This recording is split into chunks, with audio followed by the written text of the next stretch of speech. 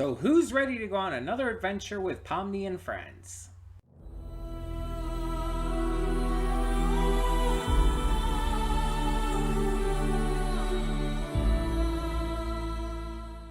Hey everyone, welcome to Princess Gay. I'm your host Connie, and today we are here with the amazing digital circus episode 2.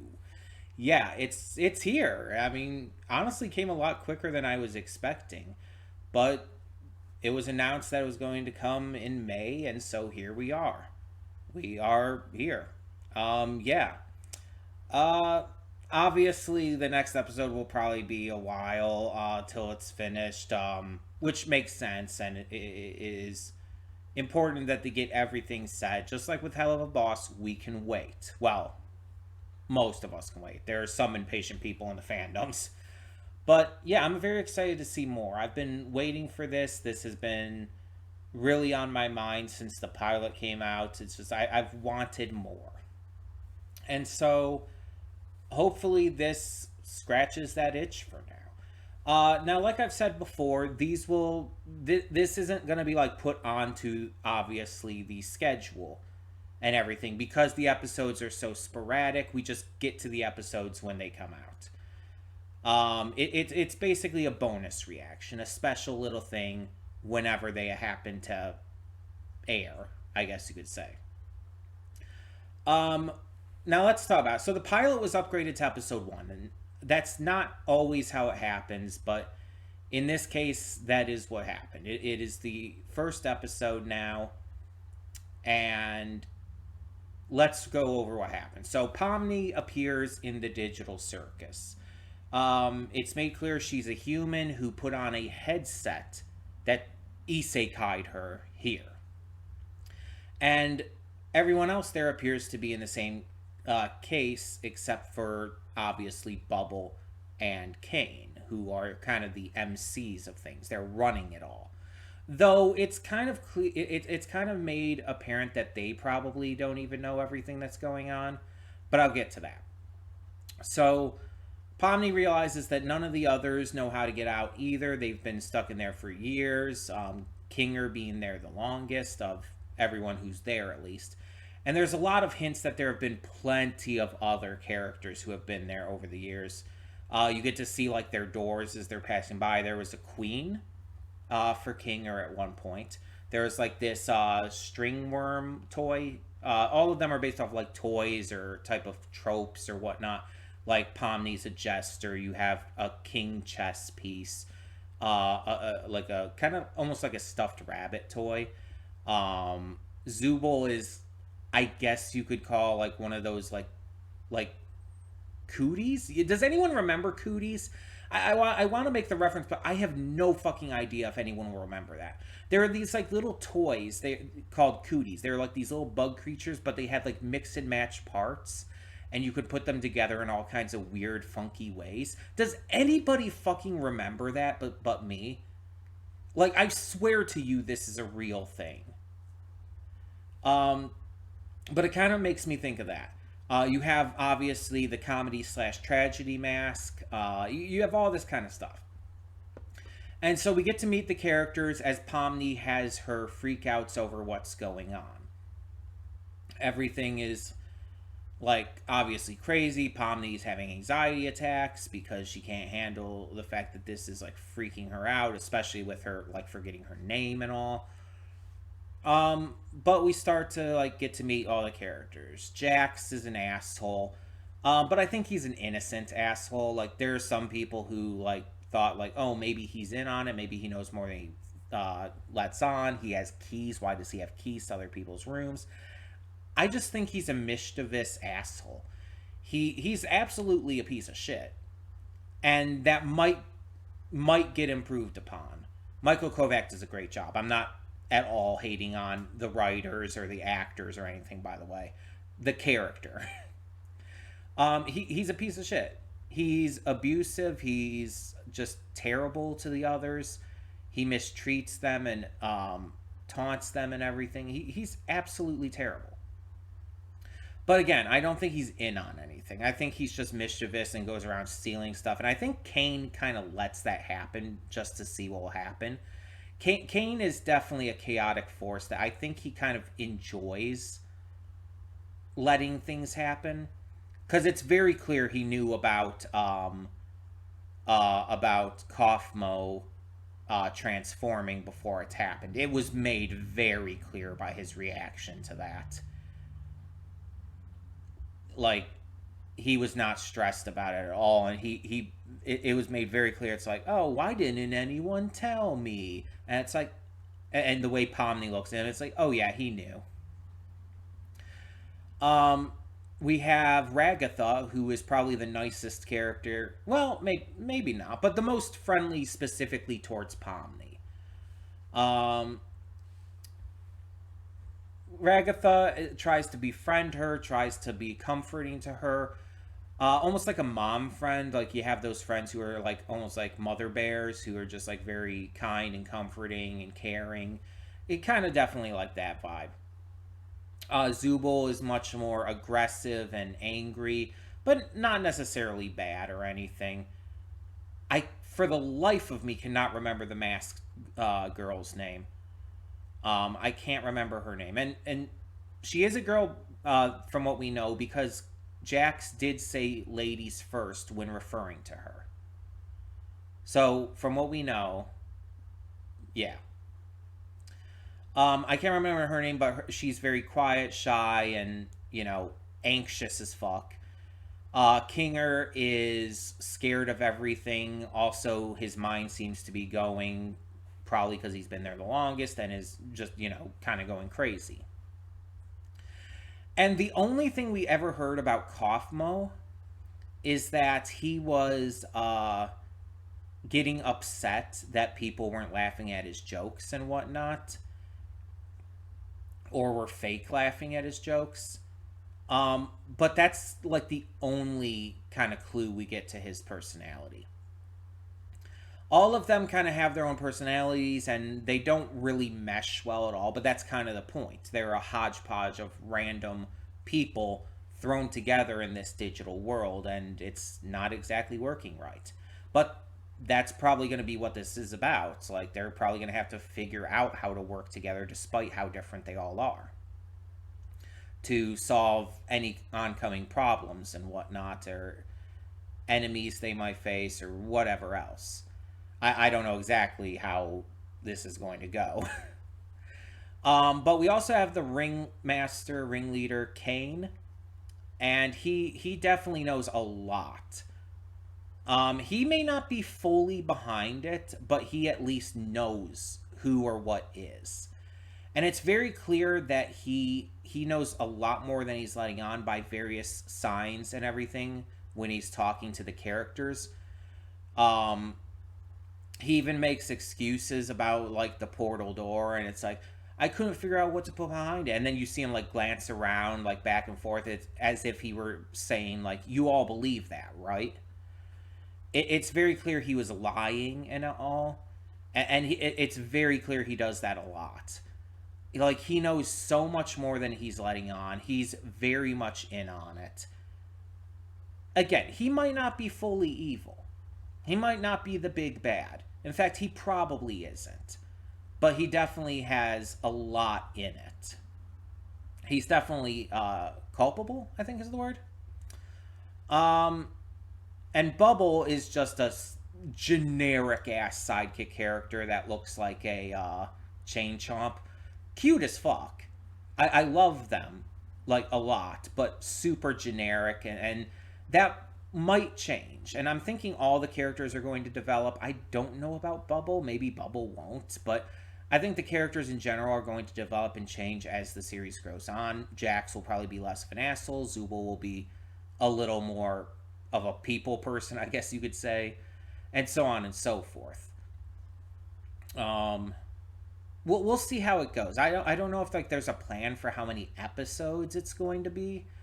At least if they're planning on doing like a seasonal route. All I know is that they said, okay, we're releasing episodes whenever we get to them, and the first episode coming out in May, and now it's here, beginning of May too. So fun. So yeah, I don't know what the plan is. Will it be like 10 episodes or so? But hopefully, we'll find out. And either way, I'm hoping for a lot of great stuff. Now, we did see a trailer. And it gave us like a super brief glance at things. It was kind of mixed in with the announcement that the full series would be coming, that the pilot was now episode 1, and so on and so forth. It was mixed into that same video. We saw like glances at the season and everything, and not too much to go off of. So I'm not going to bring up a lot here with that, but I do know what the name of this episode is because I just happened to see it when bringing up the video. So, and it was something I knew was coming. I don't know any big spoilers from the title because I knew we were going to this location based on the trailer. So, not a huge deal. I still don't know what's going to happen, but yeah. Either way, definitely interested to see where this goes. I wonder if any new characters we meet, because there was like a bunch of new characters shown in the video. I wonder if any of them are gonna like join our like group, or if we're just gonna stick with this main core group being the same the entire time. I wonder if we're gonna see anyone else. Abstract. I think it's called abstraction. I think we're gonna see. I wonder if we're gonna see anyone else abstract during the course of the series. Because obviously that's like, from what we can tell, a non-reversible situation. Caine just kind of hides them away. So if it does happen, that's basically death. And I wonder if we're gonna like go to that level with this series. I don't know. I guess we'll see. How all of this goes. But in the meantime, I just want to remind everyone that we have a lot of great content to check out on this channel. Every Monday through Friday, we have a plethora of awesome reaction series to check out.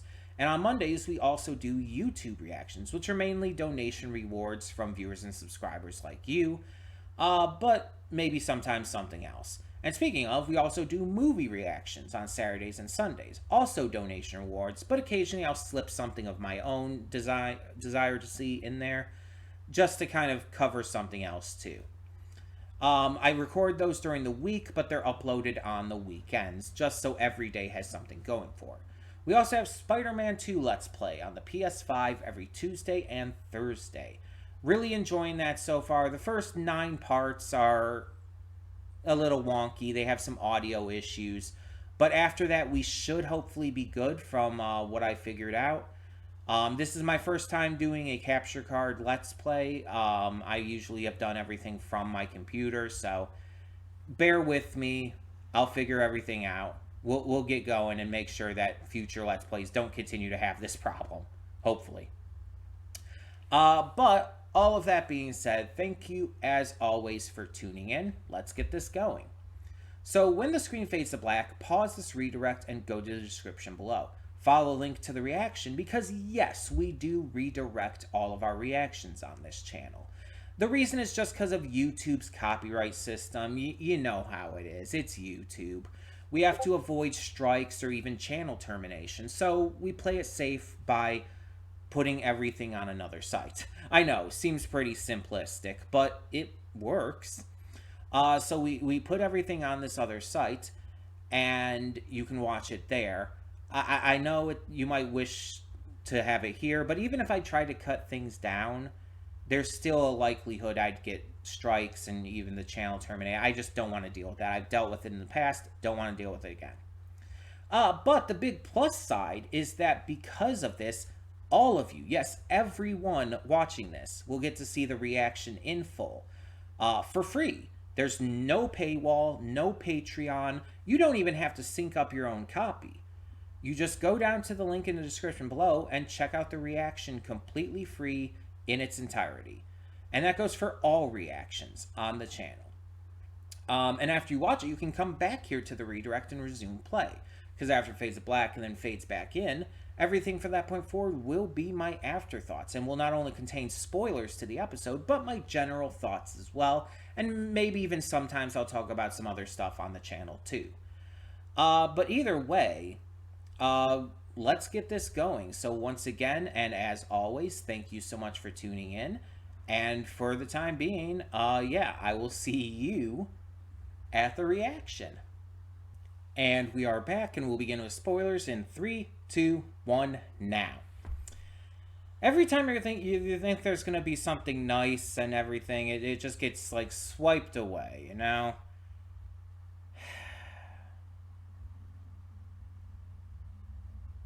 Like, I feel really fucking bad for Gumigoo. Like, I'm not even kidding you. Like, that actually upset me. Like, I thought he was actually pretty cool, and it's like I wanted to like maybe learn more about him and see more of him.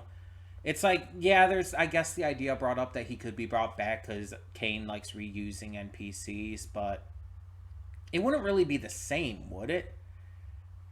It wouldn't be like the same Gumigoo, right? He'd be reset, wouldn't he? So it's just like, the Gumigoo we know basically was just murdered by Caine. And it's like, after having that entire existential crisis, after, you know, Pomni connecting with him and everything, it's just like, I don't blame Pomni for cracking a bit there and you know, showing her, you know, instability again. I don't blame her at all. Like, I would probably go through the same shit, honestly. That's fucked up in many different respects. And on top of that, it's like, Jax, because he likes chaos, left the gate open so that Fudge could get back into the Candy Kingdom and eat its citizens again. So the Candy Kingdom's probably pretty fucked. But I mean, I guess if they're all NPCs too, then does it really matter?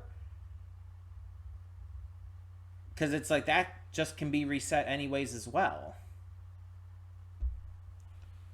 Does any of this even matter? Like, we even see at one point Ragatha is stabbed right through the chest, and it doesn't even affect her in the slightest. It seems like they can't be killed. Like, they can't like actually face any real repercussions no matter what happens.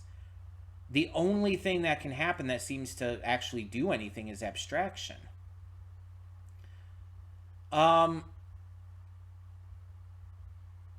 The plot of this was good though. I really enjoyed this. Despite like how upset I got there at the end. The Candy Kingdom, very fun and bright and vibrant, and I wouldn't say entirely creative, because it's very clear that it's inspired by things like Candyland, and Willy Wonka, and Fudge has to be inspired by the Great Mighty Pooh from Conker's Bad Fur Day, right? Like, has to be. So you have these inspirations and stuff, and it's like, okay, interesting. And there's also some aspects of this that was curious to me, because the daily adventure was to go and save the Candy Kingdom. Like, you know, do as the princess asked and get the syrup back and all, right? But the Gators, the Gummy Gators, had a genuine motivation for trying to get the syrup. It wasn't just being stolen randomly. It wasn't some, like, mean-spirited or ill-intent based theft. It was to save their own people, and especially the mother. So you're just supposed to, they were just supposed to ignore that and just focus on getting the syrup back for the Candy Kingdom, while ignoring the Gators' plight? Because there's this, but it seems like the Candy Kingdom wasn't bad. It's not one of those cases where the royal, rich, and elite are bad necessarily. It's just that both sides have a valid need for that syrup, and you're only allowed to basically side with one. It's like it's purposefully unfair, and that kind of goes into my thoughts on like Caine, on Caine's knowledge of what's going on, and it's like there's more to this. There has to be. Like this seemed purposely unfair, and for that to be the case, like there has to be a reason. I think Caine is probably serving under something or someone, and he's hiding it. Caine might even be a human. Like we've all thought that like Caine is probably an AI or a NPC himself, but what if he's actually a human and just that's why he can't say anything and why he's clearly hiding shit? What if he's not allowed and he would like to say something but is like scared? He almost seems scared at points in the first episode. Like, remember when he used the digital hallucination escape and then he's sitting there like twiddling his fingers like he's like freaked out and trying to avoid the subject? What if whoever or whatever he is serving scares him to a degree that he does not want to anger them, and so he's playing along. He's chosen to be the ringmaster by this mysterious true big bad, but he's a person in this kind of situation too and just has to play as if he's otherwise. What if that were the case? That would be very interesting. Then we have all the other main characters in this and everything, and they're pretty much the same as they were in the first episode. No real surprises. Zubul stayed out of this mission. She kind of tried to stay out of the first episode's mission too, but ended up kind of getting forcefully taken. It seems like she just doesn't want to take part in all of this stuff. So that's... I wonder, like, if there's going to be one that she is going to more willingly take part in. Or if other characters are going to stay out of certain missions. It's going to be interesting to see how that works. I like that there was continuity from the first episode, not just in general, but specifically with Ragatha being kind of worried about Pomni and what they thought of each other. She's like worried that Pomni thinks she's angry with her because of, abandoning her for the exit. And she's also worried that Pomni thinks that she's worried that Pomni thinks she's angry with her, and she's worried I don't know how... It's like weird wording here I'm trying to get across. You know what I mean. She's kind of worried about these things with Pomni and how they interpret each other. Like what Pomni thinks of her. She clearly wants to be friends with Pomni. And that probably stems from the fact that, as Kinger mentioned, it seems like Ragatha was very much the same as Pomni was when she first got there. Which I definitely want to know more about, like how they all got there and how their reactions initially were. But she's scared about what Pomni thinks of her, and she's scared about what Pomni thinks she thinks of Pomni. Yeah, I think I got that right. And then we have like the funeral for Kaufmo, which was really nice to see, and it showed the humanity in the characters, as well as gave Pomni a little hope that she does have somewhere she can connect to and belong. Especially after Gumigoo's untimely death there. Like, Jesus. Still not over that. A lot of good jokes in this, of course. The voice acting was pretty much just as good. I was thrown off. Ragatha sounded a little different at first, but then it kind of like blended back into what I remember her sounding like. Maybe that's just me. Maybe it's maybe there's like some of those early lines were delivered a little weird. It's possible, but it was definitely, I would say, rectified. She sounded just like herself for most of the episode, just like what I remember her sounding like. I should specify.